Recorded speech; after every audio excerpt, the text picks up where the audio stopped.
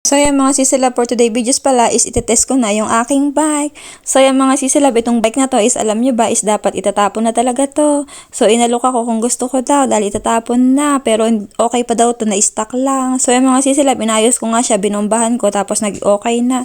So yan mga sisilab, tinest ko na nga siya, ba okay na okay siya mga sisilab. So yan, sasauli ko na pala yung aking hiniram na bomba at baka mamaya nagagalit ng may-ari at 3 araw na sa bahay.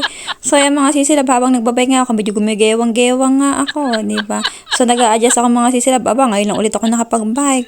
So yan mga sisilab, okay na okay siya, ang gantang ipidal, hindi siya matigas. So yan mga sisilab, medyo napagod na nga ako kasi paahon pababa ang aking binabike. So yan mga sisilab, dumaan pala ako dito sa may tapunan, napakadaming tapon mga sisilab. Pag tignan mo talaga yung nakakatamad mangalkal at napakadami. So yung mga sisilab, may nasimot ako dyan na net ng washing, so napakaganda. Bagong bago pa mga sisilab. So yung mga sisilab, ito pala yung akin nasipot doon sa may tapunan. Diba mga sisi?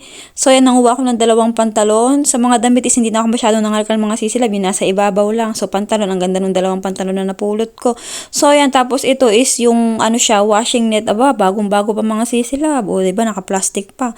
Tapos yan, nakakuha din ako ng lagayan ng picture.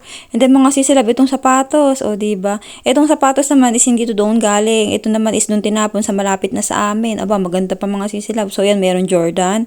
Meron din dito sapatos ng Castro. Branded din yung mga sisilab.